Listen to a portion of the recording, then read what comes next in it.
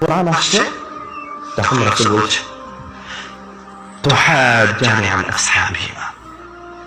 কোরআনুল কারীমের এই দুইটি সূরা কৃতি নিয়ে কিয়ামতের দিনে উপস্থিত হয়ে মহান রব্বুল আলামিনের সামনাসামনি দাঁড়িয়ে যাবে, কোনো অনুমতি ছাড়া, কারো পারমিশন ছাড়া, কোনো সিজদা ছাড়া। কেন? কোরআন যে মহান রব্বুল আলামিনের অংশ। তুহাজ্জানি আন আসহাবিহিমা, যারা এই দুটি সূরাকে তেলাওয়াত করেছে, যারা কোরআন তেলাওয়াত করেছে ইহকালে, তাদের পক্ষ নিয়ে কি করবে কোরআনুল কারীম? শাফাআত করবে না। শাফাআত মুহাম্মদ সাল্লাল্লাহু আলাইহি ওয়াসাল্লাম করেছে।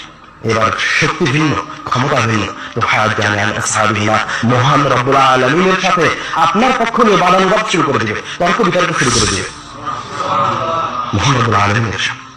কিয়ামতের দিন যেদিন কারো কোনো ক্ষমতা থাকবে না, বলবো হে আল্লাহ, দুনিয়ার জীবনে এই ব্যক্তি আমাকে তেলাওয়াত করেছে, তুমি তাকে কিভাবে জাহান্নামে নিয়ে যাবে?